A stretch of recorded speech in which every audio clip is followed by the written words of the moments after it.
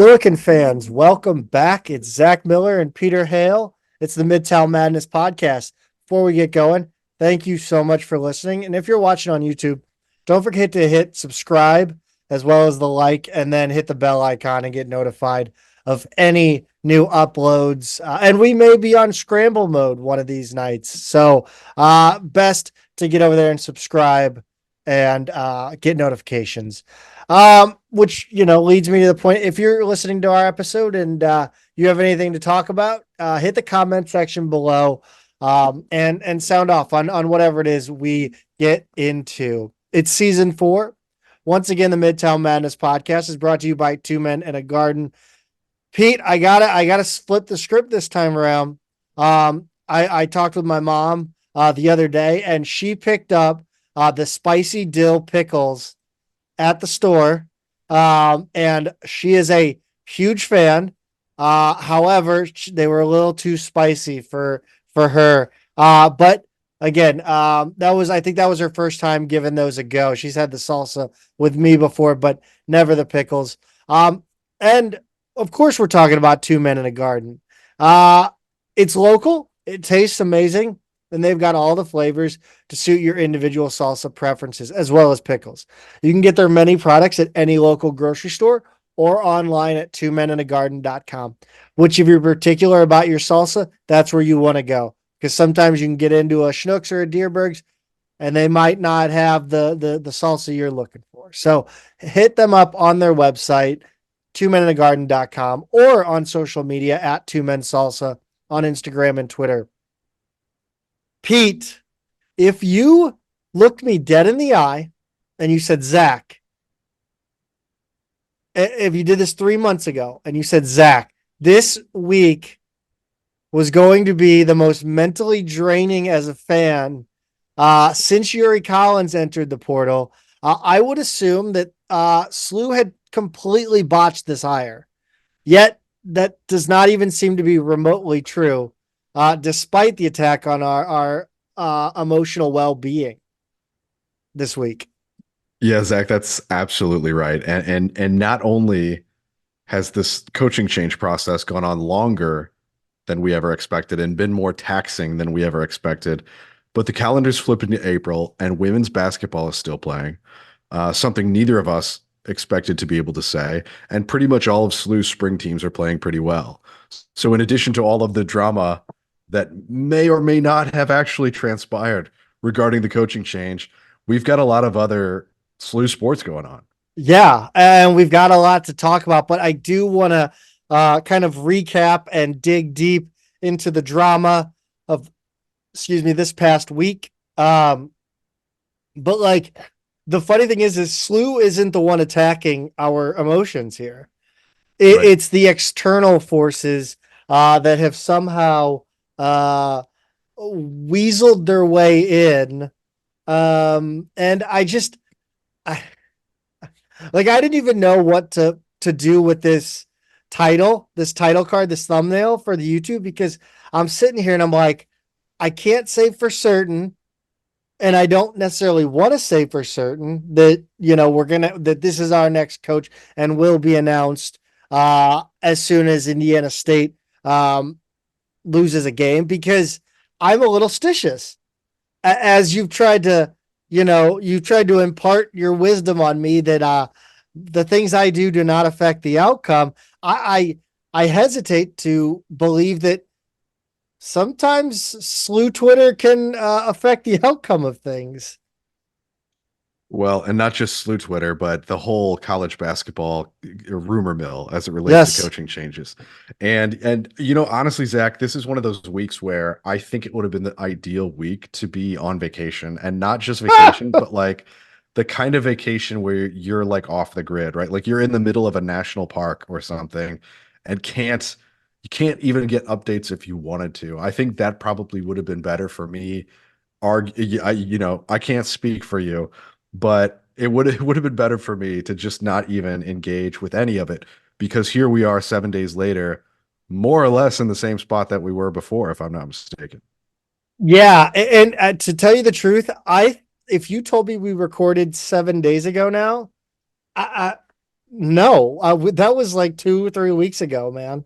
Last Yeah, time we got on the every microphone. week is a month now. And there's no change. There's been no change. We are in, I would say, the same place. Maybe we have some rumors that offer a little more insight into where the process is at or what has transpired inside of, I guess, SLU athletics. Yeah, I I think guess, that's right. I mean, I I guess guess we've the got process of the thing is like it's that we've got some insight into the process of whatever was agreed upon. right. Yeah, I think so. I guess we've got a little more insight there. I still, I'm at the point now where I'm not 100% sure I believe anything I hear anymore. Anything. And I don't know how much to believe. I don't know what to believe. We've gotten a lot of information, sometimes completely contradictory. And yeah, I don't, Well, most of all you that can has do been is sort of, most of that's been coming from Fred Potter, our burner friend. That's the contradictory information. Let's just be well, real here. I know not to give anything our favorite Kentucky trolls say, even one grain of salt. No. But like I let's get into it. Because there's a lot to unpack here, and I said I'm giving us 45 minutes on the topic. Um, the coaching search update. Before we get into everything, though, we want to make it clear that as of recording this on 331, we still believe Josh Schertz will be named the next head coach after Indiana State's season ends of the Billikens. Sorry, the next head coach of the Billikens. Let's clarify.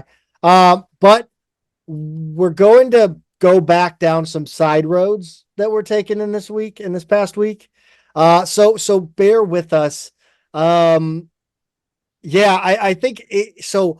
A couple people sent along, either a couple people sent along an email that circulated where the AD was reportedly put on notice to be able to mobilize, um, saying a new coach could be announced as early as 326. Yeah, and I guess that may have bubbled up through the band and Or just told I to be mean, just ready. out through. Well, there were multiple places we got this, Sure, right? right. That's Um, true. That's true. it's certainly there were certainly multiple people in multiple different departments that were leaking this information. Yeah, that's right. And the reason that date is important is because that's when Indiana State played Cincinnati in the I guess whatever the Elite Eight is called in the NIT. Indiana State wound up winning the game 85-81 on Tuesday the 26th. It was a late game, 9 p.m. Eastern, so it didn't wrap up here until, after 11 my You time. stayed up for that. I did stay up for it. I'm a bit of a night owl when it comes to, sports and everything else. But yeah, so I think the preparation would have been for just in case there was anything announced after that game or the next morning, right? Wednesday the 27th. But as it stands, Indiana State wins, and not only did they win that game, they now take on Utah April 2nd at Hinkle Fieldhouse in the NIT semifinals. So Sunday, March 31st, as we record right now, 2 nights from now is when that game occurs. And if they win and go to the NIT finals, it's 2 more nights. It's Thursday the 4th. So that's how long this could drag on. But the good news, Zach, is no matter what, we should know by the time we record next week Yes. what it's going to be. And maybe sooner, Yeah. like you said, we may have to jump on and do an emergency pod here or there or spaces or something. We'll figure it out. But at the latest, we'll know next week when we record. And we'll get into kind of it's funny because we got some clarity on kind of college basketball coaching contracts this week, Yeah. just based on a term sheet that was released when Pat Kelsey ended up taking the Louisville job, which again we're gonna get back through that saga, but I think it's interesting now to look at kind of the Josh Schertz situation where the buyout, not only like you're looking at with that Kelsey or Kelsey term sheet, that auto renew. Mhm. for making an NCAA tournament. And now we can even look back on Travis Ford's contract. But you're looking at a way bigger buyout if you're SLU, and it auto renews. So even without the athletic director over there at ISU, I mean that contract auto renews. That's another buyout. That's much bigger financial commitment to get Josh Schertz. But again, now we're sitting here we were thinking NCAA tournament great, or NIT great, but like we didn't expect them, I don't think, to be here. No, even as a 1 seed in the NIT, there's still the thought of like, with a potential coaching change rumor looming over your team, how do you get them up to play in the second tournament, right? Like, Yeah. you've got those two major motivational issues that kind of stand in the way, and yet here they are, Final Four of the thing, and looking like they can play with anybody, beating power conference teams at every round, and scoring a ton, and looking dangerous. So it's more of the same of what they've been all year long. But I do wonder, Zach, does the outcome of these games have any influence on Schertz's, quote unquote decision? If they win again, if they win the whole thing, Yeah.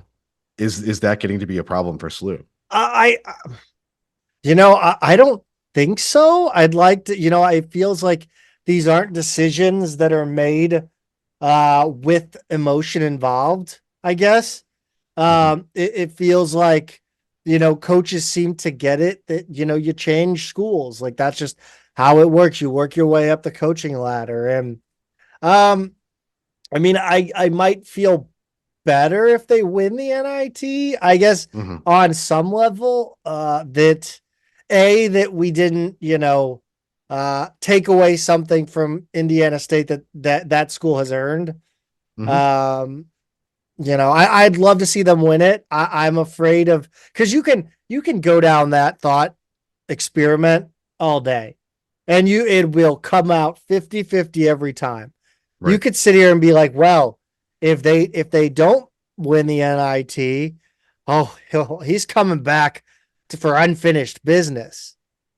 But then you could also be like, if he doesn't win the NIT, well, it's obvious it's hard to win it at ISU on a national level. Or Mhm. if they win the NIT, you could look at it as, oh well, he's got his business done. You know, the business is done. He can leave on good terms. But like, you could also say, oh, he wins the NIT. Well, hold on. Like, let's keep going with this program. Let's see how far we can take it, So I think you can fight yourself over and over, Yeah. whether or not it's a good or bad thing. I think essentially they just need to end their season. Like their season needs to end, whether it's on the second or fourth.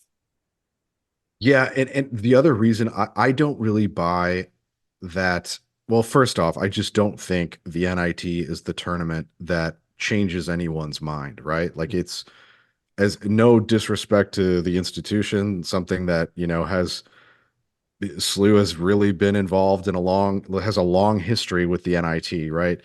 But I don't think that you change your whole career over the outcome of the NIT. Name last year's NIT champ. Probably going to take a while, if you Was know at it all, was it like to think of that. was it like West But Virginia? No, it was like Akron or somebody. my point is that it doesn't No, really, no, no, no, no. it's not there. It doesn't matter. So I don't think a career decision is made over the outcome, good or bad. Number two, I think an underrated factor here is the HR side of things for Schertz at Indiana State. There's a change in presidency. There's no permanent athletic director at the moment. It's a bit of a mess. There's not a whole lot of clarity there, even if he did want to stay. I think his best case scenario there is he gets a pretty hefty raise, but nowhere near what he would get if he jumped somewhere. So not only are you looking at the lure of another school that maybe has better conference, better facilities, better market, and on down the line, you're also looking at the internal situation of he doesn't know who his next boss is or who his next boss's boss is. And that's a big deal when you're a high profile job within an institution. And I don't think that can be overlooked either. It's not just the NIT. You mentioned the athletic director there, and I think as much as we kind of like to really put the full court press on the athletic department and, specifically Chris May, I think, Chris May could have gone into this trying to make up 10 points all at once, right? He could have really tried to commandeer this, try to get his guy again, try to make a statement and a comeback statement with his hire. And I think him taking a bit of a back seat, not even, maybe not in reality, but perception that he has kind of, let, the money people kind of be involved, or the fan perception of who we kind of all want, or, a majority, I won't even say a majority, somebody that was on fans short list. So I think, you certainly need to look at Chris May and say, look, like, obviously you're fixing a mistake, but like, thank you for kind of putting aside whatever issues are out there. The only leaks that we've heard have seemed to all come from outside of SLU. Yeah. It seems like the athletic director, the donors, whoever is involved in this process, the search firm with, assuming they're actually using one. And it's been really quiet on that side. And it seems like everything we've heard, well, I mean, I guess, back channel, we've heard some rumors that may have come out of SLU or whatever, but it seems like everything is coming from other places, right? Yeah. And at least that's perception could be the thing. And then that's what I think that's what you're talking about as well. Is like, It just seems like they've done what they need to do and they're just kind of being quiet and waiting for this to play out so that they can be ready when it's their turn to make the announcement, to introduce the coach and to move on. And I give SLU a lot of credit for not blinking, because there are the situations that we'll talk about in just a second here of other bigger fish getting involved potentially. And then there's also the worry, right? Like, we're on the clock. The portal closes in 1 month from today after this podcast is released. Other coaches are moving around quickly. And if we hold on to the one guy that our number one choice too long, do we then miss out on number 2, 3, 4, 5, 6, whatever? That I'm giving SLU a lot of credit here, because assuming everything like you let off with saying we still think it's Josh Schertz, still thinks he's in place, they haven't blinked, and it still looks like they're going to get their guy. With all the threats, real or imagined, it still looks like they've held out, stuck to their guns, and that this is going to happen. So I give them a ton of credit for how this whole process has played out so far. And yes, the ball isn't across the goal line yet, to use a metaphor from another sport, but it feels like it's just a formality. Yeah, we talked about how we thought SLU needed to hold its nerve last week. And boy, could we have, like for me to sit there looking back and sitting here and demand that they hold their nerve, and then the hour by hour roller coaster of emotions, the circle in which I just spun around in. I don't know if I did. I don't know if I held my nerve, but, but like, again, it's big time. Like, because like we said, if they would have blinked when other schools were sniffing around because they thought that he was gone and started interviewing other candidates or whatever, that could have been a disaster. You could have then got rid of your first choice and then oh, wait a minute, hold on. Second choice doesn't want to come? Yeah, no shit. Yeah. No shit, your second choice doesn't want to come. And we're gonna find out about second choices here soon. Louisville decided to get involved, whether real or imaginary, but it started with one of the more bizarre. I don't really know. Was it a tweet? Was he on the radio? I don't know if I was able to find the patient zero of this Louisville stuff. Yeah, so I'm gonna have to go off the top of my head because it has been almost a full week since this happened. But there was And a I tried to find it. I could yeah, not figure it it out. was it was a Louisville AM, like ESPN local Kentucky radio affiliate, right? So whatever the Louisville, Lexington, and I think it's a different number in each market, but I think a lot of the programming crosses over. There was a host on their local ESPN AM radio affiliate who claimed to have been talking to Dusty May, I believe. Or no, was he talking to No, Schertz or he was talking about the Schertz about May. he was that's right, he was talking to Schertz about May. Josh about Dusty, not Chris. Yeah, that's Because right, Dusty May. this confused the hell out of I me. know. It does get a little confusing, but basically that Dusty May for a while was looking like the leader for the Louisville job and ended up turning it down in part because of death threats from the fan base. And so basically the radio host was saying Josh Schertz told him this about Dusty May and May's decision. You and I thought, and a lot of us thought May was going to be the guy at Louisville for a while. It seemed like he was the leader, and then it fell apart.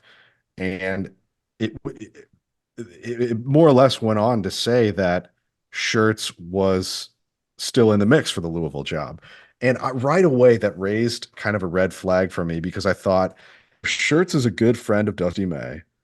And if Dusty May told him, I was looking at this job and their fans want to kill me, and I'm just not going to start off in a position that way, why would Schertz then go, ooh, I'll take that job?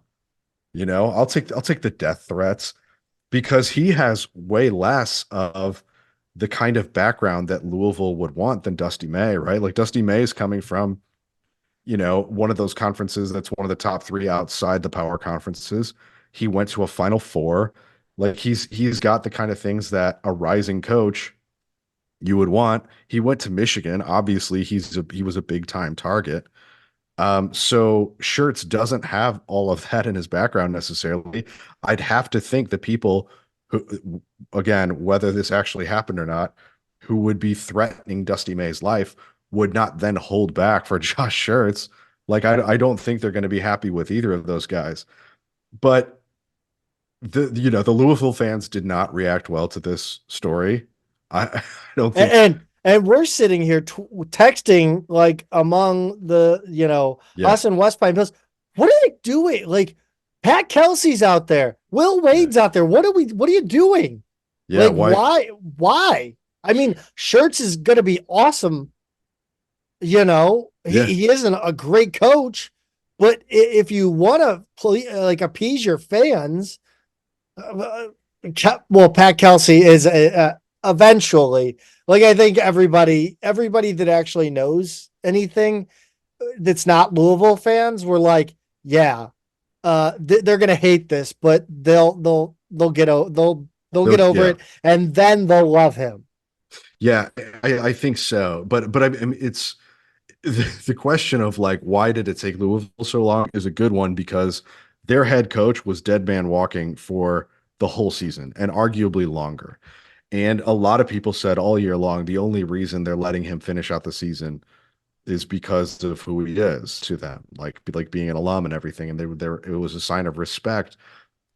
But they had more than, the time since they fired Kenny Payne to plan for his succession, right? So you have to have a list. You have to be ready to go when you actually make this public and make that firing. You should already have guys lined up to come visit and talk to you and tour the campus and stuff like that. Like, I don't know. I can't figure out for the life of me what took them so long and why this was so disorganized and why it never looked like there was one clear leader. And when May emerged, it's like, hey, that makes sense. But Zach, it seems like between that and them actually announcing Kelsey, there were still some more ups and downs in this process. Yeah. So again, Mike Rutherford, he was very active throughout this. I think he freaked out when the tweet. I think he actually walked back the conversation and kind of talked about how it was, a jokey, haha. I think they'll probably give him death threats or whatever, something like that. Uh-huh. And then he freaked out because he thought like Louisville fans were going to want his head if Schertz turned it down because of, what was said in that conversation. Still don't get it. Right. But yeah, Mike Rutherford reports that the situation was straightforward. If Schertz wants the job, it's his. And I think we're sitting here like, did you not know? And he didn't. Yeah. He had no idea. It seemed like he was completely unaware that SLU had some kind of agreement in place with Schertz. Yeah. Or that he seemed unaware that Schertz was even a candidate for the SLU job. I don't think he was thinking about SLU the No. way you and I are not thinking about like openings at, Cal Poly or Long Beach or like whatever Right. schools The are next just one nowhere down from near. yeah. We're just not thinking about them, right? Like we're only looking at the ones at our level or above. We're not thinking about the other jobs. So I think that's probably how he looked at SLU, and so people had to kind of like say, hey, just so you know, there's a pretty good indication that there's something between Schertz and SLU here. And then it was like every time I tried to hit on a girl in college. Just so you know, there's something pretty serious going on with this other guy. It was just like that. it's exactly like that, It's Zach. It's It exactly really, like that. I mean, it's not far off. Like I'm kidding, but it's not far off. So Louisville reportedly, and this didn't come from Rutherford, but other people started saying that Louisville talked to both Schertz and Pat Kelsey, and we were hearing this on Wednesday morning, and it went into Wednesday afternoon Yes. before we heard that Schertz passed, leaving the job open for Pat Kelsey. That The that same was the people. longest 5 hours of my life. It was really incredible because all of a sudden it was like the Rutherford thing kind of bubbled down. It seemed like he got out over his skis and didn't really know. And then all of a sudden it was like, well, actually they are talking to Schertz and Kelsey and it's a two-man race. And it wasn't clear until Wednesday afternoon that Schertz had not taken it. And the rumor was that they were offering 3 million a year for 5 years. But now we've seen Pat Kelsey's term sheet. That was the term sheet that you referred to before. That is Mhm. 5 years, 2.3 million a year. I have a little trouble believing that Schertz was going to get three if Kelsey ended up at 2.3 after all the negotiating was done. But the thing is, Zach, I really started thinking like I'm pretty sure everything we're hearing out of this is coming from Schertz's agent, right? Like Yeah. it can't be Schertz himself. Like No. he's preparing his team for the NIT, and yes, that's not 24 hours of his day, but like I just don't think right now he's got an agreement in place with SLU and he's on the phone with other schools. I imagine he's just like Oh, so I he's have telling his agent, deal with it and we'll talk. so Talk to me at the end of the day, you deal with it. I have a scenario in my head that I have worked out of how this would conceivably work. Yeah. The agent at some point towards the end of a season, if they think a coach would be a candidate for another job, they basically ask their client for a list of like what they want, some teams, some salaries, some, years, what kind do they want like a company car? Do they want the golf membership? Or they probably even have that on file. So I would imagine that on that list of whatever is Louisville and X amount of dollars. So Louisville calls, he listens, passes it along to Schertz. Schertz says yay or nay. Yeah. Well, and then there's also the fact that if Schertz really does have something in place from SLU, some of the rumors that we've heard is that Louisville would owe SLU money to get him out of Yes. that. This is the wildest thing. This is my favorite part of like the rumor mill is that there have been 7 figure seems to be the sticking point of the rumor for this Yeah. MOU. And anywhere between 1 to 6 million. Right. It was, yeah. It was, I mean, which I will say that if it's 2 million, that's brilliant as hell, because if someone comes along and takes your coach, congrats, you just won an NCAA tournament game in the off season.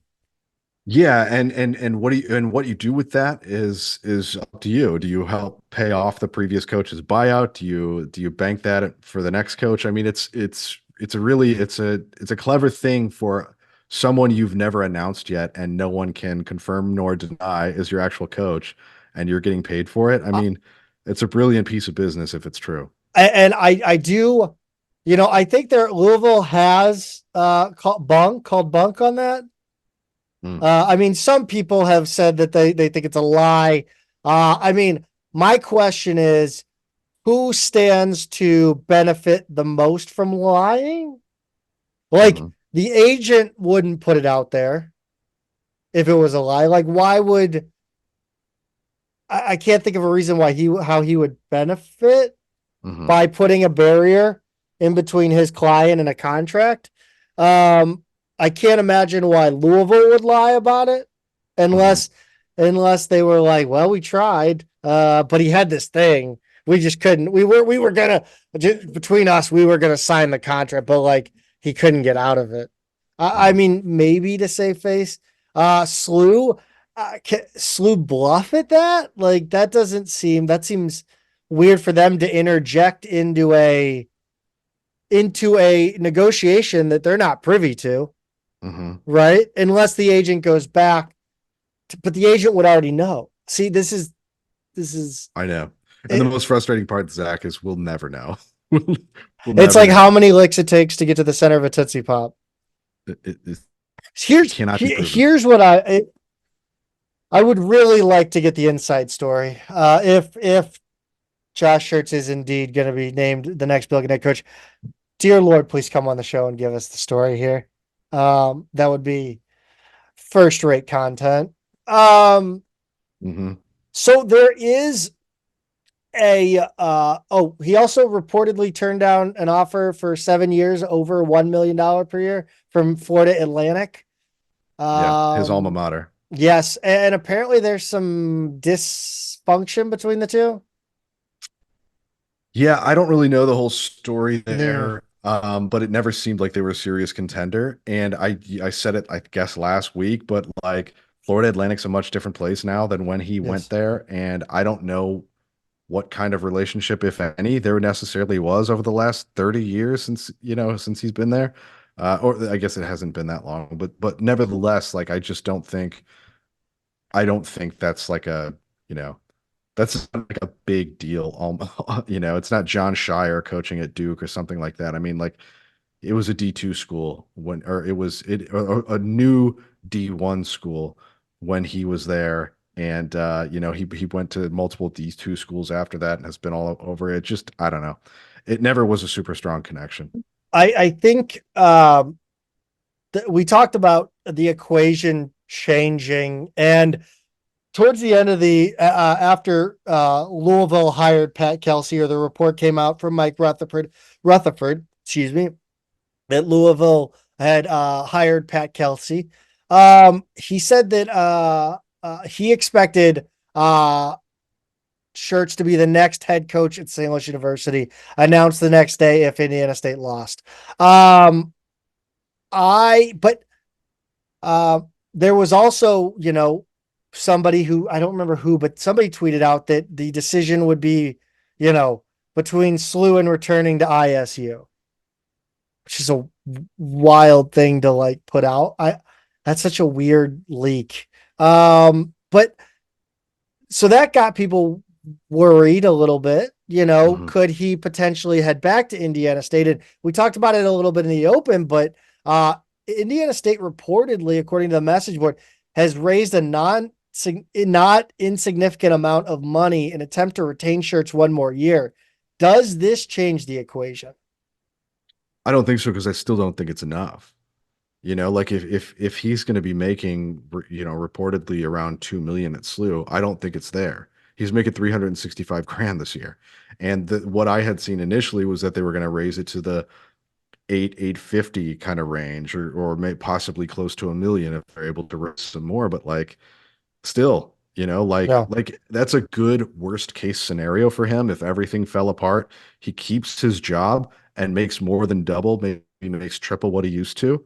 That's fantastic. Like that's not a terrible scenario. He still has all that uncertainty that we talked about with the athletic director, with the president of the school, some of those kind of things. But I don't think it's enough personally. Like I think maybe it's one of those things, if you're really happy where you are, they just kind of need to get close, right? Like I could go take another job doing what I do for a little bit more at another bank, but like I'm pretty happy where I am with the people I work with, all that kind of stuff. So it would have to be a pretty good chunk more to get me to move. So maybe it would have to be one of those situations where they don't have to match it, but they can come close. And I just don't think they're going to come close. Um, because NIL uh factors into this as well. I mean, you talk about keeping this team together and the transfer portal. Yeah. So it's not just money for the coach that they're going to have to raise. It's money to keep those players that they have right now, because all of those guys could hit the portal and get paid somewhere else because they're a 30-win team in the Valley and they've got some really nice pieces that other schools would throw a little bit more money at than Indiana State has. And I've seen some of the NIL figures tossed around for what these guys are getting. It's really not that much. We're talking low five figures, right? I mean, um, pretty low in terms of what we see in NIL and power conferences. So if you wanted to pluck a few of those guys away, it would be very easy. And Yeah. like, those guys may say, "Hey, I love my school, I love my teammates," but like 200 grand is a lot more than 30 grand. What do you want me to do? Like Yeah. that's a life changer for a 20-year-old. Oh yeah. Yeah, I think it's all very unsettling for fans of St. Louis University, but Hmm. I think we just need to ride this storm out, and I think things will you know will itself out, not work itself out. It will come to fruition, and I believe Josh Schertz will be named the next head coach of St. Louis University basketball. Um, Beyond that, I do think I worry reading social media, the message board, Twitter, Discord, and it's like everybody is excited for who he'll bring with him. And I just hope that people are excited for Josh Schertz to be the head coach and not hang this whole thing on X number of players coming with him, because uh that is a lot to to kind of bank on. It is, and we talked about this before. Like, Tillett brought 4 players, one being her daughter, but like, that's a big number to bring with you from a prior school. It's hard to expect that number.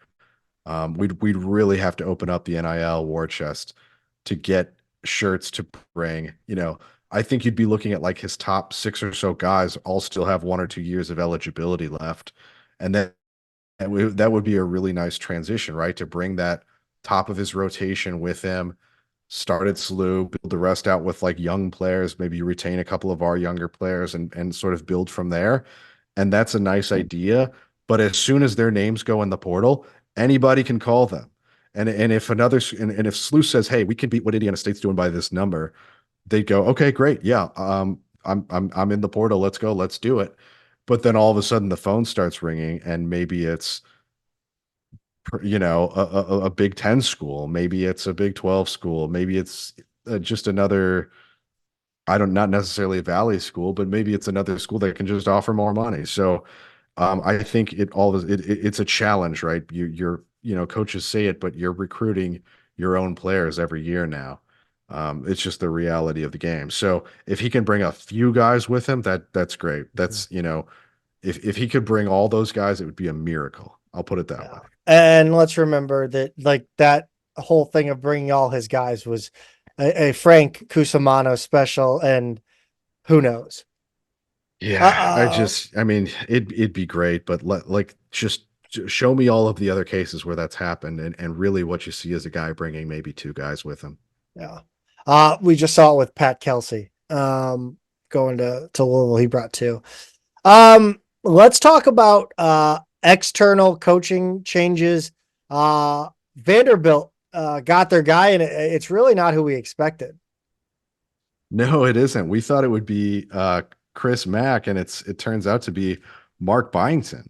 Yeah. And I don't know about you, but that kind of surprised me for sure. I mean, he's the one from James Madison. By the way, I can't believe how deep this coaching carousel has been. Yeah, It is. I know. There are so many guys, like hot names, like everybody's hot in the streets. Is it just social media that's causing everybody to be hot in the streets, or is it like is this a great class of I coaching moves? I think it's a good year, and there are a lot of lower conference coaches who have really hit a sweet spot of stringing a few strong seasons together, and so that's created this like really strong candidate pool. But I think the other factor is in the power conferences, there's been less movement than I think people expected. Even in the case of somebody like a Kevin Keats, who was on the hot seat at Yeah. NC State, now he's in the Final Four. There are some people who saved their jobs. There are some other ones who didn't necessarily move, and we thought they would. There are other ones who either hired assistants or hired somebody who wasn't a head coach elsewhere, and it didn't set off as many dominoes. So I think it's those two factors at once. Like not as much demand from the top as we thought there might be, and a stronger pool from underneath than we usually have. So that's my best guess at it without having like actual data to back that up. Kyle Smith to Stanford, Pete. Yeah, no surprise there. Washington State is now I guess you'd call a former power conference team because the Pac-12 fell apart. And so, if you're a West Coast guy who's done well lately, go get a good West Coast job in a power conference. It's Uh, unfortunate for Washington State. Talk about a guy that's on a rocket ship right now. Danny Sprinkle is in his third team in 3 years. Yeah, it's wild. And he'll have a chance to take three straight teams in three different schools, three different conferences to an NCAA tournament if he's able to put together a roster like he did at Utah State. But he's a guy we saw this season, Zach. He came from Montana State. He brought two players with him to Utah State, put a whole new roster together. I think 11 of 13 scholarship players were new to Utah State. And when we played them, I made this point on the show. They looked like guys who had been playing together for 5 years. That's a guy who can coach. He can put together a roster and he can get everybody on the same page. And yes, he goes from the Big Sky to a Washington level program. I guess they're a Big Ten school now, which is weird to say. Yes, he does that in 2 years, but he looks like a guy who knows what he's doing. So I think it's a good hire. Uh, Steve Lutz is headed to Oklahoma State. I really don't know a damn thing about that guy. He's been at Western Kentucky, and Oh, God. We know a guy that could go to Western Kentucky. I know it's kind of funny for that reason. But no, He has the chance to do the funniest thing, as the meme goes. he really does, and he's another one. Zach, he was just there for one season. He was at Texas A&M Corpus Christi before too. So he really is on a sprinkle like rocket ship as well. And you feel bad for Western Kentucky. That's always been a pretty good program. Who now they just can't sustain any coach. It would be funny to see Ford go there. He doesn't really fit the profile of the kind of coaches they've had lately, but would be interesting to see him back home in Western Kentucky nonetheless. Um, uh, Jared Calhoun is going to replace Sprinkle at Utah State. Andy Enfield to SMU, which might have, hit the sweet spot of, oh God, that's a job opening that I don't like. Well, and the weird thing is, it was rumored to be happening, and now it just hasn't happened yet. So I don't know what's taking so long on this one, or if this is actually going to go through. But look, if he goes to SMU, the USC job opens up, and if he doesn't, the SMU job is now an ACC job and is still open. So either way, there's a power conference job open. Yes, those are two programs with two different cultures and everything, but what's common about them is they're two medium-sized private schools with more money than you can imagine. Just yeah, so much money. USC, SMU, very, very wealthy schools. They can go get who they want is the point. I don't think they're gonna try and steal our guy. That being said, I don't think either of those, they don't feel like a direct competitor. I would be very surprised to see Although that. we said that about Louisville.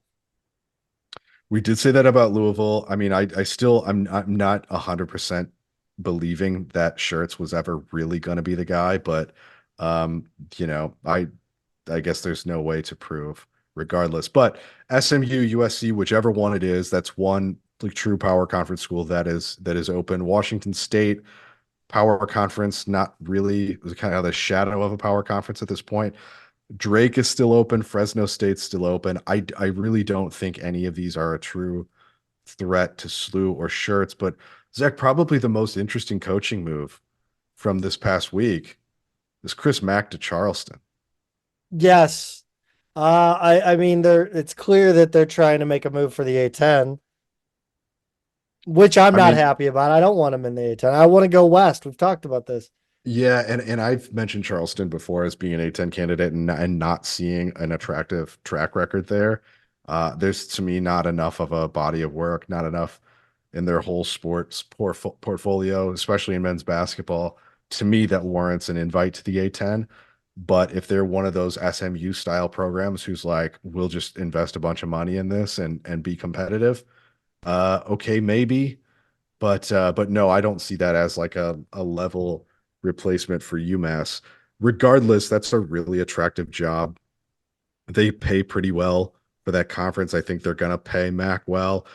Everybody wants to live in Charleston. The campus is right in the middle of the city of Charleston. It's a really nice place to be. It's a nice place to, I imagine, park your car and walk into work every morning. It's beautiful. It's a good school, and it's in a very winnable conference.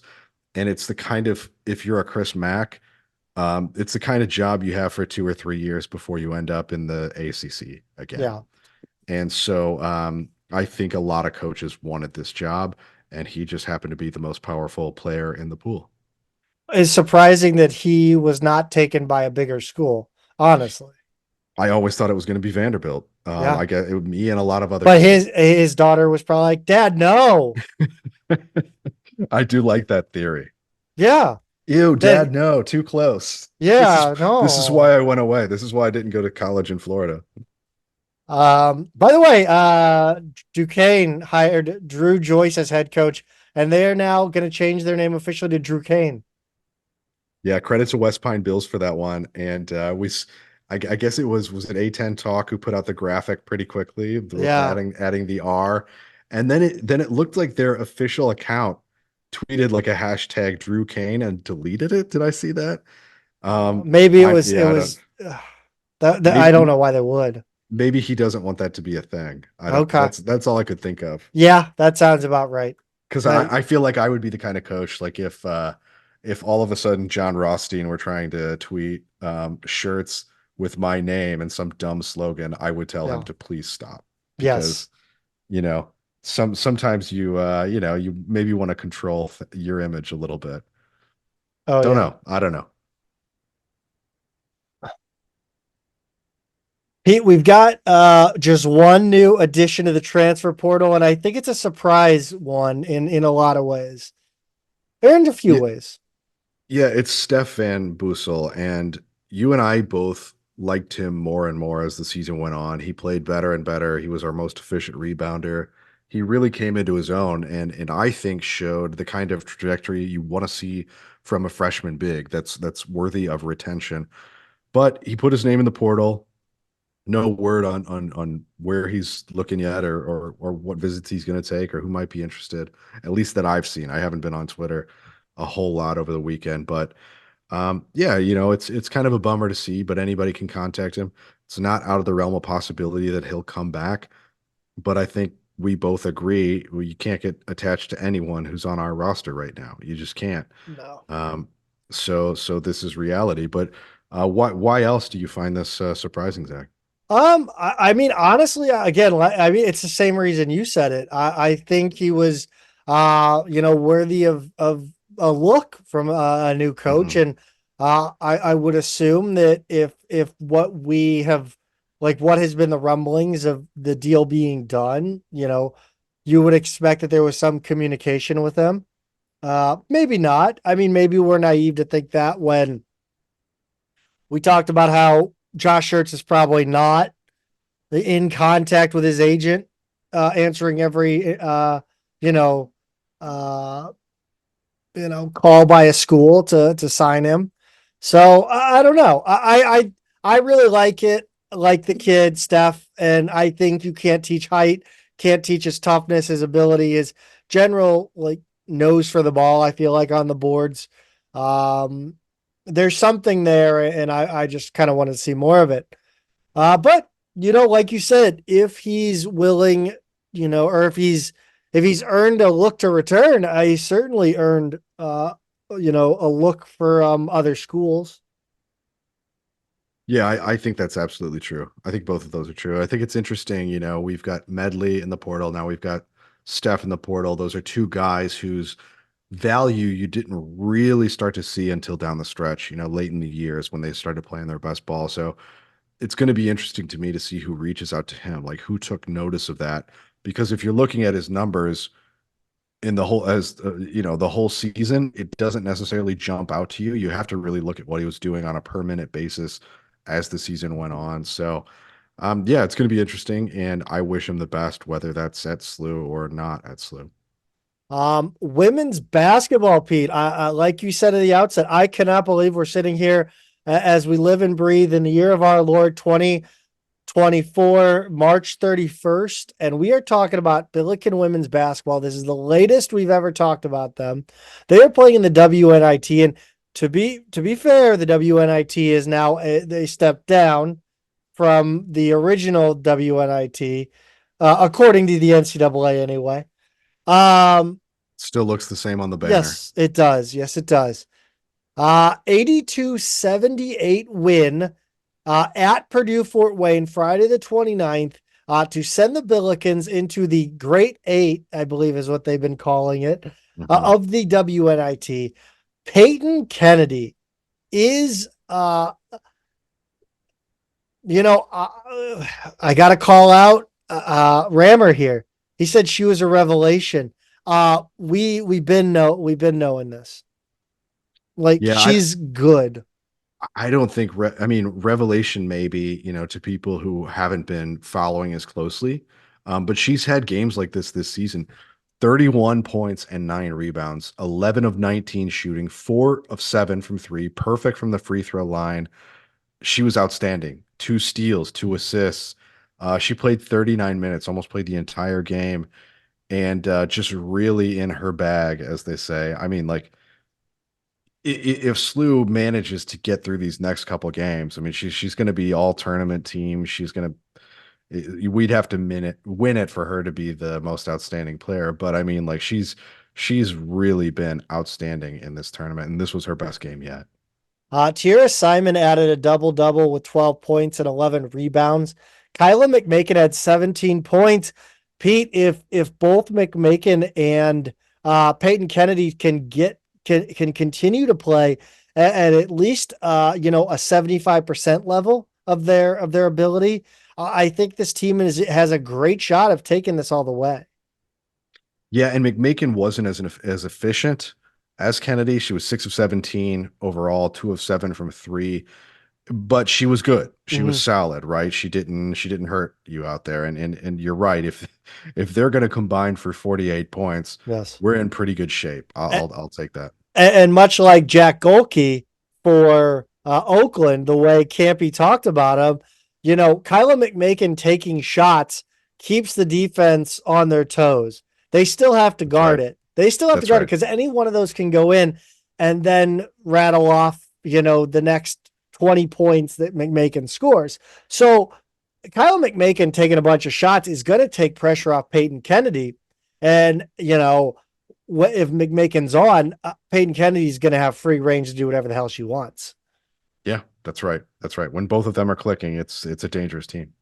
And the maestro of it all, Julia Martinez, had 8 assists and 3 steals to go with 4 points and 6 rebounds. And I'm going to say something that people might not be happy with in some ways. I watched a video today actually, of a certain point guard that might now be a controversial figure in women's basketball by the name of Kim Mulkey. And I saw some similar things. Now, this video, Zach, I believe was from the year 1983. If I have that right. I believe it was. When Kim Mulkey was a player. Now, that's the year I was born, actually. And also the year John Rothstein was born. Did you know that? We are just kindred spirits. Yes. Me and John Rothstein. He tweeted about it. He said, this feels like 83. I go, John Rothstein, you were born in 83. You have no idea what you're talking about. That's right. That's right. No, I don't have an actual memory of 1983. What are the similarities you see in their game? Because I see a lot of similarities to a Jordan Goodwin NBA box score is what I see. No, in her stat line. No, I agree. I think more or less the point guard specific play, the way she shields the ball. Excuse me, the way she can shield the ball from defenders and kind of move through traffic. She's a little bit more, Julia's a little more unorthodox scoring wise, but then again, Kim Mulkey really didn't score either. She was, very much pass first, but I just thought the way, they used, they didn't allow their size to be a detriment. And they figured out a way to make it work in among the trees. And I really, the passing, the court vision is similar, I think. The grittiness is very much there. So I really like, I watched it. I go, wait a minute. I've seen some of those moves before. Yeah. But yeah, I thought Julia Martinez just continues to be a joy to watch. And I hope her career never ends here. Because I don't want her to go sell insurance. I want her to keep playing basketball. I don't know if she's going to sell insurance, but like, that's the meme. No, not her field of study. No, I don't think it. Yeah. I would imagine not. This was a close game. Only had 4 lead changes, 1 tie. Again, I watched this SLU women's basketball team and I can't help but notice that they love to kind of work their way into a game. They are not going to be the team that comes out and goes up with a 10, 15 point run to start a game. Now they could be, but more often than not, they are going to be a team that kind of sits back, they're a counter puncher, to use a boxing analogy. Yeah. Yeah, that's a good way of putting it. I think we see that kind of rhythm play out in their games a lot, and because I give up every time. This one I didn't. I did not this time. This one they had a lead for a lot of it, right? So yes. So this was a little more helpful in that way. The interesting thing about this one, Fort Wayne actually shot better than SLU from 2, from 3, and the free throw line. The difference is that SLU beat them so badly on the glass. 19 offensive rebounds. I think Fort Wayne just had 9. And then SLU ended up with 15 more field goal attempts, right? So they lost in field goal percentage. They just had more cracks at the basket, and that's what paid off. Second chance points were 21-6. And then they won the turnover battle by 3. They had 16 steals to just 6 from Fort Wayne. It was doing all of those little things that we talk about that got him into this. And even though Peyton Kennedy is feeling it, from the field, not everybody else was. And they managed to do all of the other little things, the effort things that matter, that make the difference in a game like this. And so they deserve a ton of credit for that. Yeah, I think one of the not bummer, but like, I do want to shout out, actually, I don't even want to get into the whole, look, the WNIT, you have to pay to play. You have to drive. You have to arrange your own travel. It's not the most ideal situation. But anyway, I got to shout out a couple of the SLU band members who showed up for this one. They made the trip up to Fort Wayne, and I believe the former interim band director Sarah Silverberg was among them. I think I saw her in the crowd. So definitely wanted to shout out them for showing up. I think three of them, three strong, enough to help will the Billikens onto a win. So shout They out didn't bring them. instruments, did they? They did not. They brought hubcaps. Okay. All right. Which That works. one day I want to know what the Yeah. flying F that's about. I don't. I I think have no I idea. know it started with one, and I think maybe somebody found it in the parking lot and brought it in. Like this is my guess. I have no idea. Just like and I also don't know about the VCU V, or they have the C, the VCU C back there. I don't understand that either. The Billikens were great on defense as well in this one. Yeah, they were. I mean, like just like I said it before, 16 steals, Yeah. like they use Martinez, they use Kennedy, Calhoun to really force the other guards into making mistakes, to take them out of their comfort zones, to pass earlier in the possession that they want to try and take them out of their offense. It's it's a lot that they can do there. But I think they kind of locked it down everywhere pretty well in this game. Pretty just a good defensive effort everywhere. I think that there was a huge worry though about I believe one of the Mastodon guards is the best 3-point shooter in the country, or top 10 in the women's game. She was shooting over 40% going into this one. So anytime anybody from the Mastodons got an open look from the outside, I was clenched. Yeah, and with good reason. I mean, they were 11 for 26. Like I said, they outshot from three. They outshot SLU in every area. So that's why SLU did need to really kind of force them into more turnovers, right? They got the most points out of their big, whose last name Bromenschenkel, I think, is kind of a mouthful, but she did end up with 27 points and 14 rebounds. Their guards were efficient from three, but they just didn't have enough looks to really bury us, right? Like one of them made three, one made two, got through it, right? It just wasn't enough to really hurt them. And that big, well, she made four. She made more than any of them. Kind of plays an inside out game. So luckily, Zach, that wasn't a factor like it could have been. It's more the big who beat them, I would say. This is the deepest run. We talked about it a little bit in the beginning. This is the deepest run in postseason history for the program. They had made it to the grade 8 of the WNIT before, and I believe that was the game we talked about last week, the Western Kentucky game or whatever. I think it was Western Kentucky. They've made it to but not since it had expanded. This is the first time they've won 3 postseason games. So I mean, it may just be the WNIT, but I mean, this is something the men haven't done in a long time. I mean, not to say that. Never mind, forget it. You guys No, know. it really is. Yeah, I mean, like, it's been. I mean, the men have technically won 3 NIT games before, but it's been a really long time, and they've never won 3 in the NCAA tournament. And it already, Zach, makes you take a look at Rebecca Tillett and what she's done here, and you go like, this is a really weird first 2 years, right? Yes. Like you start off with a really poor non-conference and early conference record in your first season, and people were like, fine, whatever, you're resetting the program. And then you go on this mad tear to make the first NCAA tournament in program history. Remarkable. The next year, you maybe don't perform up to loftier expectations heading into the season. You're better all season than you were the previous season for the first half, really, and kind of hovering around 500 all year. And then all of a sudden you get into the women's NIT and match the deepest run in program history, having to win more games to do it.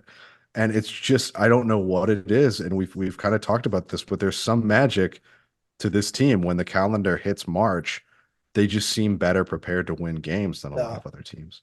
Yeah, and I think we talked about the counter punching, and I think it seems like till she does better with familiarity almost, or being able to see something in person and figure out what it's almost like they go into a game with, and again, I'm just talking out my ass here, but it Mhm. feels like they go into a game with a general idea of what the other team's doing, and but they aren't beholden to a plan, and they're ready to counter punch if something, when they finally see exactly what they're up against.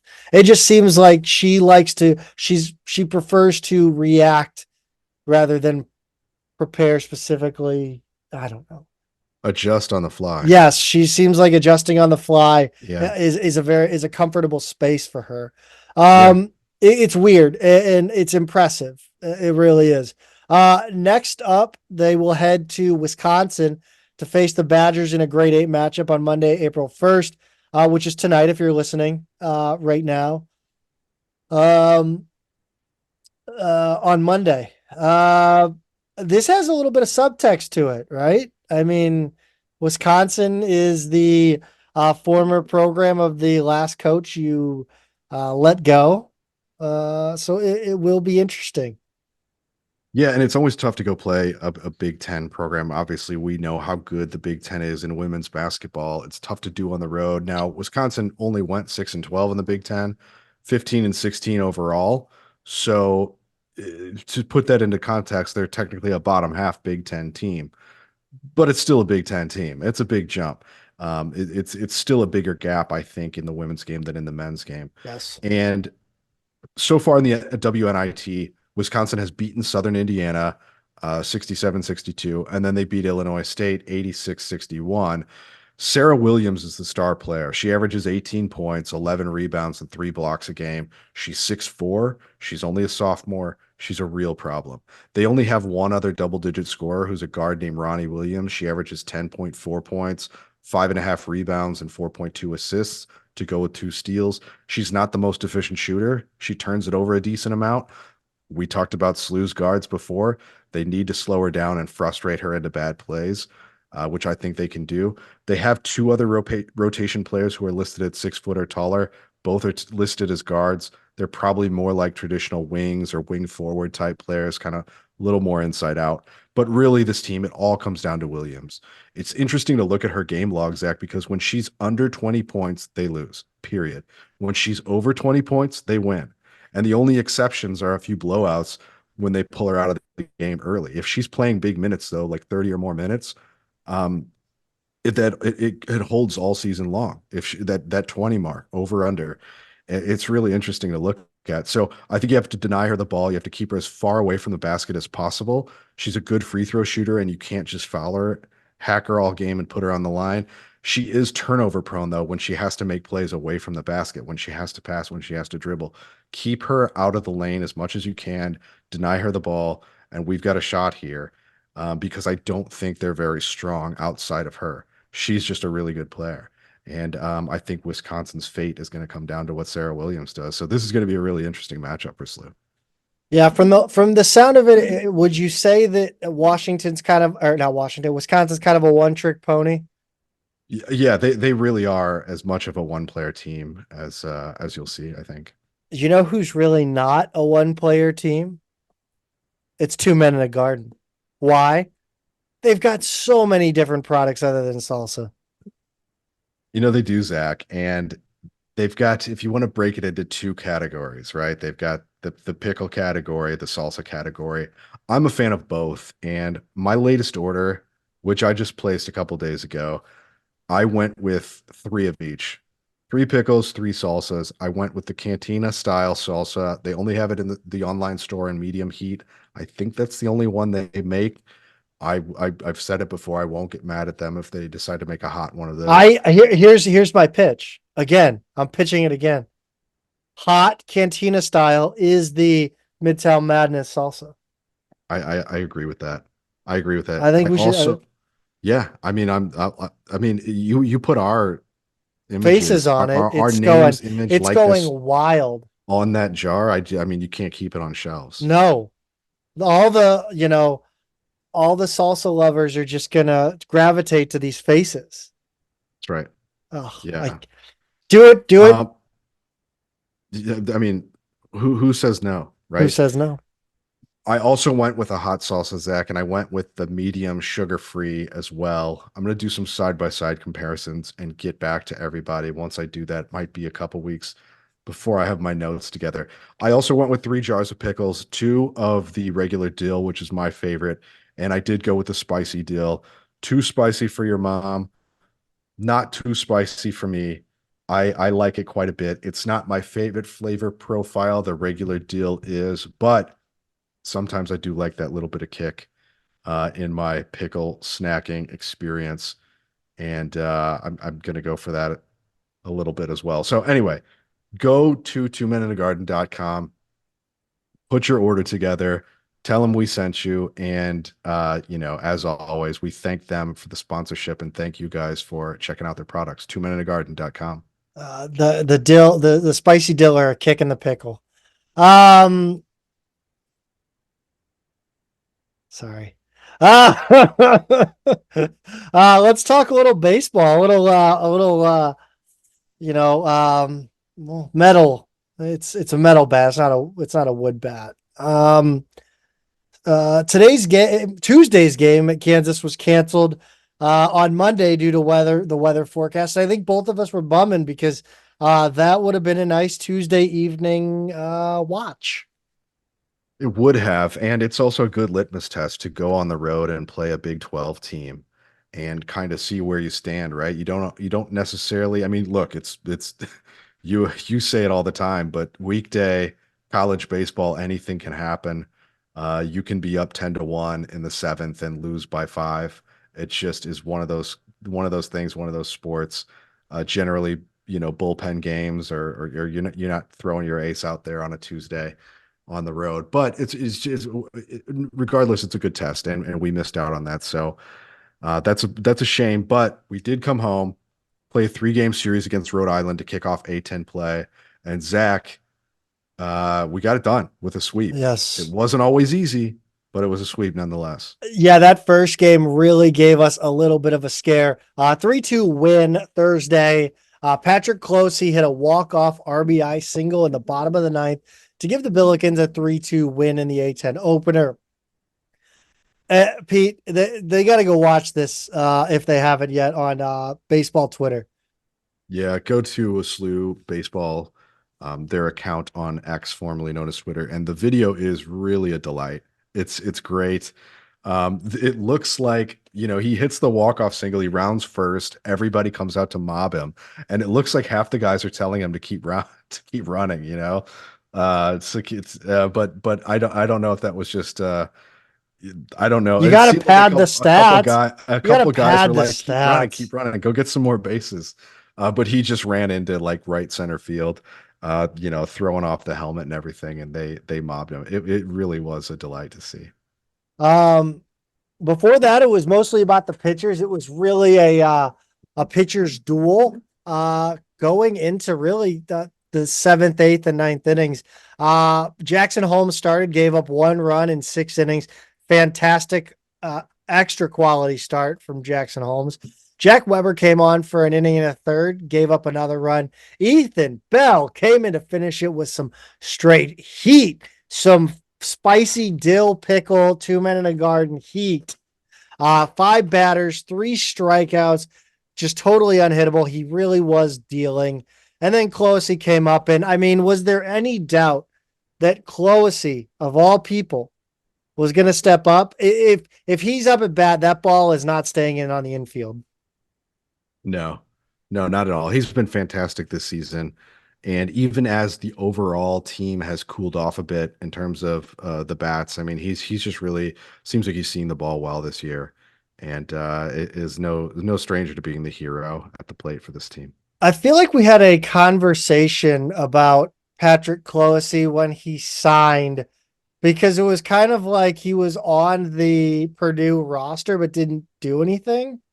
Like we had like nothing on him. Like I don't think he played a game with Purdue. Uh Yeah, he appeared in 10 games, but he only started one. He only had 8 at bats as a Yeah. freshman. He redshirted the year before. He opted to redshirt. It wasn't a medical reason. So you're right. He just did not do much of anything there. He had 4 runs and 8 at bats, which is pretty good, but like, he was just a reserve player. And we've had Coach Hendrickson on to talk about some of the success he's had with transfers, and it really is a lot of these guys who are local or regional players who went out to bigger programs, didn't get as much playing time as they wanted, and came back home. And Closey, being a St. Louis guy, a Chaminade guy, no exception to that. And he's been a fantastic get for SLU. The Billikens had twice as many hits as the Rams, 12-6, but could not string enough of them together to open the game up. Kelsey and Richter combined for 7 of SLU's 12 hits. Kelsey also had 2 RBIs, and Richter scored twice. Pete, talk about this 8-1 win Friday. It was a bit of a nauseating win, to be honest with you, because the camera out in center field, which we'll get into. I will eat my crow on this one, but it was kind of a tough watch. Yeah, and there's not as much of a narrative here, right? Closey was the hero at the plate again, um, going 3 for 3 with 3 RBIs. He had a run, 2 walks, 2 stolen bases. He did it all. Richter, Drew Winters, Austin Newegg had 2 hits apiece, and then Richter and Newegg also scored twice each. Jackson Yarbury started, went 6 innings, struck out 6, and gave up an unearned run. Charlie Weber finished off the last 3 innings. So pretty straightforward, solid win here. It was never necessarily close. But Zach, what was the issue with the camera? I didn't get a chance to watch this one, and it sounded like you had a complaint that may have been figured out a little bit later. Yeah, so essentially in that second game, the camera out in the outfield, it's a hard camera. It doesn't have anybody on it. It's just out there to take that standard um baseball broadcast shot over the pitcher's shoulder. And then basically the entire game, it was cutting in and out, and it was shaking from the wind. And so it was just nauseating. But on Saturday's game, they actually took it away completely. But those out at the field talked about posted a picture of like a camera mounted to the wall. And I think they had kind of gotten some information that may have, the telephone, and we kind of tweeted out, well, we definitely tweeted out that this was the camera they were using for the outfield shot, and that just wasn't the case. That was the team's camera they used to film the game. And they just got rid of the outfield camera. And to be honest, I mean, as long as you're providing multiple camera angles and not just setting the camera up and actually following the ball, following the play, like that's fine. It's a decent broadcast. Obviously, the outfield camera is the preferred viewpoint for baseball these days, but you have a technological breakdown, you work around it, and I think that's what they meant. I think the people that talked about it were saying that the people working the game said they were doing the best they could with what they have, and I think the point was they were doing the best they could in the circumstances of a technological breakdown the day before. Now that again is not, that's not a crime. That's totally fine. What is a problem is I think as an athletic department, I think you need to have better infrastructure and budget for extra, a backup stuff, to continue to provide the same product day in and day out, regardless of a breakdown mid weekend. So that's something they need to work on, and I hopefully that'll come with a better field too, or a better stadium. Let's go ahead and talk about the action on the field though. 7-3 win on Saturday. The Billikens took a 2-0 lead in the bottom of the third on a Cole Smith home run. Rhode Island answered immediately with 3 runs in the top of the fourth. Again, I had a little moment where I was like, oh no, same thing I do with women's basketball. But then I forget that baseball is nuts. and Rhode Island's lead didn't last long. SLU responded with 4 in the bottom of the inning, capped by a 2-run double from Tyler Fogarty. Richter led SLU with 3 hits. He's been solid in the leadoff spot since Hayden Moore went down with an injury. It sounds like Hayden Moore's injury is related to getting hit by multiple pitches against Cincinnati, and it sounds like he will be out probably another month or so. Cole Smith had 3 RBIs. Both he and Sitzman, Ethan Sitzman scored twice. Owen Chaffin started and was on the mound for Rhode Island's runs in the 4th. Evan Gray got the final out that inning and struck out 5 in 3 1/3 innings of relief, getting the win in the process. Jack Weber, Ethan Bell, Easton Richter finished it off. That's right. Easton Richter is the Shohei Ohtani of this team. I think that's exactly it. Yeah, double threat, man. And without the gambling controversy. Hopefully not. Hopefully without it. Yeah. We need to figure out who his translator is and check the guy out, make sure he's clean. But yeah, pretty incredible that he takes the leadoff spot in the lineup for an injured Hayden Moore, and then he can come off and pitch scoreless relief. I mean, that's you love to have a guy like that on your roster. We will rally around Easton Richter and we will play good baseball. That's right. Next up for the Billikens will be SIUE on Tuesday the 2nd here in St. Louis before heading to Philadelphia to play St. Joseph's in a 3-game weekend series, the 5th through the 7th. Softball had a 3-game series at George Washington. Pete, tell us about this little roller coaster. Yeah, so they had a doubleheader on Friday the 29th, and then they finished it off on Saturday the 30th. In game 1 on Friday, they won 6-4 in 8 innings. It was tied 4-4 with 1 out in the bottom of the 7th with runners on 2nd and 3rd. Natalie Sullivan in left field caught a fly ball, threw the runner out who had tagged and tried to get home. Great throw. She put it right where it needed to be. Great tag. Just an awesome play. And then in the top of the 8th, Jocelyn Abbott reached on a single. Kendall Johnson moved her over to second with a bunt. Abby Olsis comes up, singles up the middle, and SLU now has runners at first and third. Cammie Newbanks reached on an error by the left fielder, and both base runners made it home. I guess she dropped that ball, right, Zach? Yeah, I believe so. Actually was watching this one, and it was during work. I had it on another screen working from home and had to leave and go pick up my son. So I of course, right at this moment had to leave. Anyway, both base runners made it home. SLU gets the 6-4 lead, and then Isabel Royal came back in, shut George Washington down in the bottom of the inning. She pitched the 7th and 8th after Taylor Hockman pitched the first 6 and left with the game tied at 4. The wind was really a factor throughout the game, Zach, creating mini dust storms and tornadoes the players had to deal with. I don't know why they didn't get a hose out there on that diamond and settle down that dirt. But then again, we are talking about a softball facility that does not appear to have anywhere for spectators to sit. Behind home plate. I'm sure they have it. It was so funny when you took multiple angles, screenshots, put them up on our Twitter and was like, where do people sit? I that made me laugh so hard. I gotta say, I really enjoyed that. It seems like there's a road, like there's like a tree line behind the backstop and a road right there. It's just it's almost like it's turned around. Like that should be the outfield or something. The poor freshmen that have to go like track down all the foul balls that go over the net into the brush. I know. Or just bounce down the road or something. Oh Jesus.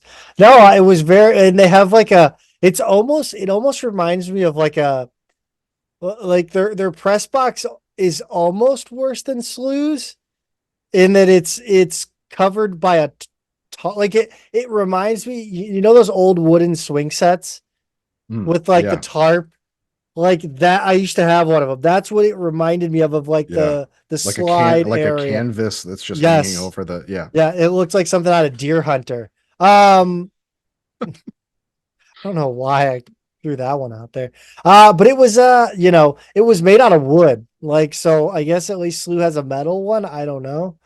By the way, we had a thing where Rhode Island fan posted a picture of their baseball field, and it sucks. It has nothing, but like it totally gives me those cool like what is it?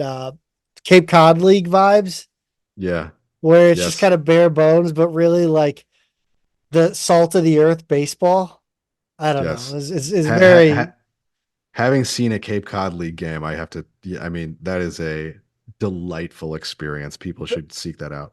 like East Coast Field of Dreams type, kind of Right. like an East Coast Field of Dreams. Um, yeah, I lost my spot. Where are we at? Game 2 Friday, Zach. Ah, Didn't go the yes. same way as game 1. No, in fact, the opposite, Pete. Exactly the opposite. Some would say worse. Yeah, it was an 11-1 loss in 5 innings. George Washington scored 4 in the first, 3 in the second, 3 more in the third. As good as Royal was in the first game, they really got to her early in this one. Lily Strand came on, and she also struggled when she came in. Slew's only run came in the fourth, down by 10, on a sac fly from Ashley Marietta that sent Chloe Ryan home. But that's really all we'll say about that one. The less, the better. Why don't you run us through the win on Sunday, Zach? Or Yeah, Saturday, sorry. yeah, 2-1 win Saturday. Tied at 1 heading into the final inning. Abby Olsis hit a 2-out RBI single to take the lead. Taylor Hockman came back on in the bottom of the inning to shut down GW for the complete game win. The Billikens' only other run was a solo shot from Jocelyn Abbott. Slew comes back for a Wednesday matchup with Lindenwood again before heading to Bonaventure for a weekend series on Saturday and Sunday. I did take issue with the announcer for GW. It wasn't bad overall. He just like kept getting our names wrong. Hmm. He and really dumb too. Like Abby Malio. Oh Like yeah. there's no I. What do you read? Maybe he just like didn't bring his readers Uh, and thought that second L was an I. yes. Who else? Oh, Koneski. He did the old Konecki. Mm. Yeah. Well, yeah, so did we the first Yeah, time. we did. We did. But I feel like he should get a media guide. Pete, let's talk Yeah. about let's talk tennis. Yeah, let's Zach. You went way in this assessment here. You made a large statement in this assessment. Well, I knew we weren't going to have a week where we had like hours of basketball to talk about. And I just wanted to kind of shout out what the tennis teams are doing. So let's start with the men. 4-3 Yes. win against Butler on Friday, the 29th. Slew won in number one and two doubles to take that point. And then in singles, it was an even 3-3 split with Ryota Fukushima winning at number one, Declan Townsend at number four, and then Adam Bahoon winning at five. It was Slew's fourth win in a row. They moved to 12-2 on the season. Next up, they've got an A10 matchup Thursday, April 11th against Duquesne. So a little bit of a gap before they go again. I will say about that men's team, it's interesting because I looked up Butler because I was curious about the Big East, and Butler is actually 3-1 in conference, with wins over Xavier, 4-3 win over Xavier, 3-4 loss to Creighton, and a 7-0 win over Villanova.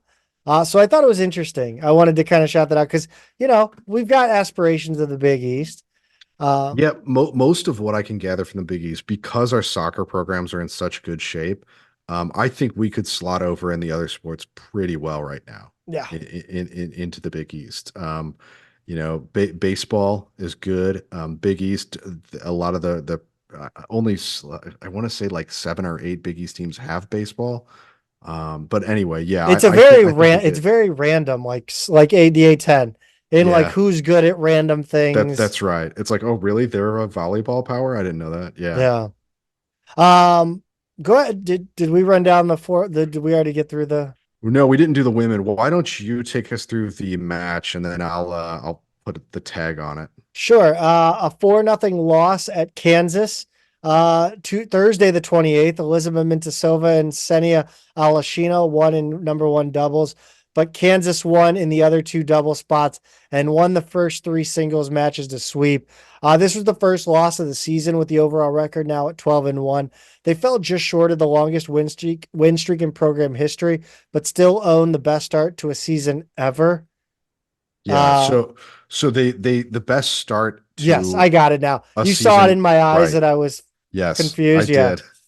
Well, they started this season 12-0, right? So that's Yes. that's the best start ever. They did have a 13 match win streak in the middle of Oh, another okay. season. So Got it. that's what they were trying to break, and it would have broken both records. But the point is, Zach, both the men's and women's tennis teams combined are 24-3 right now. Yeah. And head coach Justin Stuckey is like an underrated rising star at SLU and really in the college tennis game. He's still under 40. He's 2 years younger than me. He's in year 5 at SLU. It's his 15th overall season as a collegiate head coach, and both the men's and women's teams have gotten better every season. I think with one exception on the men's side, in the like year 3, they went down a little before going back up. But both programs are in much better shape. They've both trended upwards. And on the women's side, at 1, 2, 3, 4, 5 years in a row, their record has improved. He was a lower division coach before SLU, Wittenberg, McPherson, William Woods, but his teams put up big win numbers at every stop. And he had the same trajectory his SLU teams have now shown. I decided to kind of go like 24-3 combined record, and I knew they had the same head coach, and I knew it was Stuckey, but it was just like he's actually doing a really good job here under the radar, and sooner or later somebody's going to notice that. Yeah, the schedule isn't exactly, Sure. top of the line, but I mean, there's so many. It's so weird when you talk about a Kansas team, right? That the women just lost to. Like, this is how, like, think about the women's college basketball disparity, Hmm. and then triple it. It's It's stupid. incredible. Yeah. That Kansas team that beat us that swept us, 6-12 overall, 3-6 in conference. They lost 4-2 to number 3 Arizona State. Lost 4-3 to number 4 Notre Dame. They lost number 64. What the hell? Yes. So the tennis rankings are a little bit different. Holy shit. Yeah, they go a lot deeper, but what you need to know about the Big 12 is that they have the number 1 overall program Yes. right now in Oklahoma State. They've got 2 top 10 programs. They've got, I think, 4 top 25 programs. So if you want to just kind of do it like basketball rankings and do a top 25, this is a true power conference. It's one of the best conferences. Mhm. And the difference between the top and bottom of that league, it's not as vast as the difference between any team in that league and then teams in other conferences, I guess, is my point. Like, that's a true powerhouse in the tennis game. So it's just, you don't see that in the A10. They may not have a great record, but their strength of schedule is unbelievable. It's unlike anything SLU would have ever faced. So just to put that in perspective, and you really just want to be competitive with teams like that. So Yeah. Within the sets, the set is where you're trying to be competitive. that's right. Yeah. And my point is to say, like, SLU has gotten better every Yes. year, and winning 1 out of 3 doubles, and those singles matches. Well, they weren't all blowouts, right? 3 of them These went on finish. schools all have tennis facilities. Yeah, that's right. We do not. We They have do the best we can. we have pickleball, but that's only because the rec has nets Yeah. and balls. So, Right. Yeah. yeah. So I mean, I was honestly sitting here. I was like, I think Pete's going off, like going a little out of pocket here. But you've put this. I went and read Justin Stuckey's like thing. Like, I didn't realize how old he was. Like, I thought he was like my age. No, I mean, he's still young, right? He's still Right. he's in his late 30s. Oh shit. God Yeah. damn it. I mean, Zach, I just forgot how old I was. I hate to pop your balloon here, buddy. You're not 24 anymore, but shit, I forgot.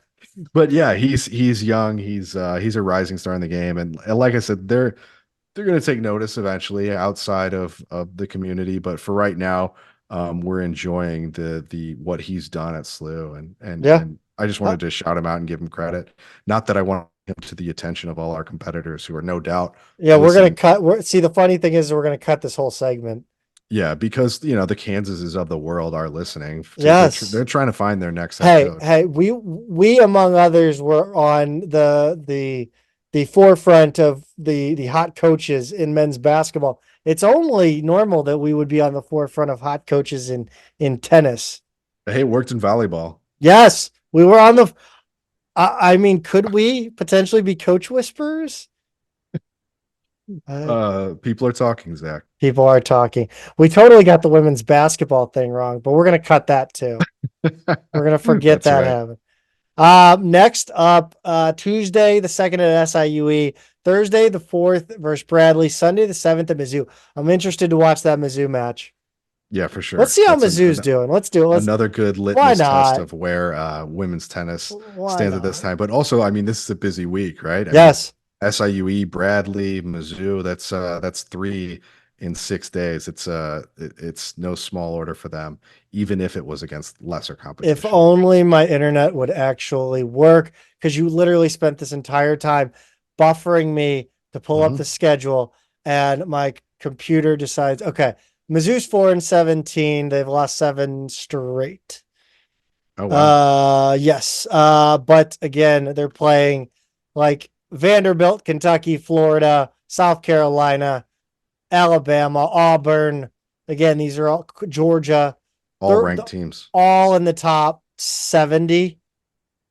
And here's the other weird thing, Zach. If you're looking at their schedule, they have both LSU and SLU on the same day. Oh, yeah. I did see that. Yeah, it has LSU at 10 a.m. and SLU at 3 p.m. Both at home. That's a little, you know what that is? That's a little disrespectful. That's disrespect. But I think that makes it a little more winnable. Yeah. I wonder if SLU plays. SLU doesn't play the same team. Like they don't play somebody that day earlier, do they? No, they play Tuesday, Thursday, Sunday. Let's go ahead and run down track real quick because they had a lot. Give us the first couple, Pete. Yeah, so I'll take through the Texas I'll take the first 2 here, Zach. They were at the WashU Distance Carnival, and our guy Faral Ahmed had a PR in the 10K with a time of 29:40.05. Cakewalk. Yes. Yeah. Cakewalk. That's right. And then they were at the Texas Relays at the University of Texas at Austin. Emily Nichols set a new school record in the 100-meter with a time of 12:01. She now owns the school records in the 60, 100, 200, and the 200-meter indoor and 400-meter indoor. The 400-meter outdoor is the only record, the sprinting record, left for her to break. It's safe to say at this point, Emily Nichols is the best sprinter in SLU track history. And Zach, she was on our show before breaking all these records. I gotta say, I gave her a good track record at this point, pardon the expression, of talking to SLU athletes on the way up. And I'm telling you, young aspiring athletes come on our show, and coaches. Greatness awaits. Yes, right. I think there's something to be said for our eyes. Yeah. Our eyes are just well trained to spot talent. That's right. And I think really what I'm saying is schools should be hiring us as consultants. Yeah. To come overhaul their programs. At least 6 figures a week, I think, would be the rate. But let's just talk about the Bobcat Invitational. It's at Texas State in San Marcos, Texas. Star Scott and Riley Fran set PRs in the 800 meters. Journey Admonson jumped a lifetime best, 19.6.75 in the long jump, the second best in school history. She also had a PR in the triple jump, jumping 40 inches, 3.25. I changed the way they wrote it because I thought I would be easier this way, but I've got to rethink that. 40 inches, 40 feet and 3.25 inches. 40 feet. Okay. Because it's triple. Okay. Triple jump. Yeah. Again, don't understand it. Patricia O'Neill, Michaela McDonald, and Journey Admonson, and Emily Nichols set a school record in the 4x100 relay with a time of 46.98 seconds. McDowell also had a PR in the 400 with a time of 55.36.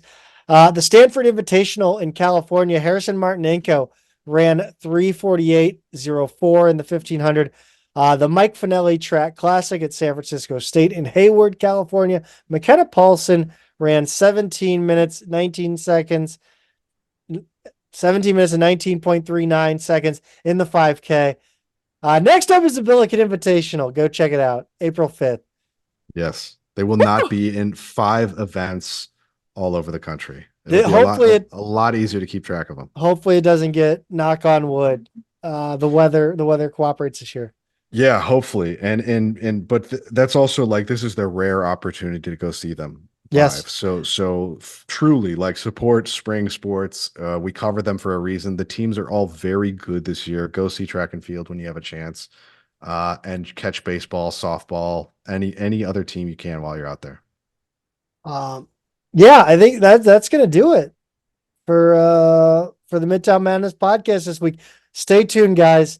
It's gonna be an interesting week. I think it'll be a great week. It should. We've been in a weird holding pattern for a few weeks now. But we're hanging on by a thread, Zach, and we're gonna make it. I think we're gonna make it. Go Bills. Go Bills.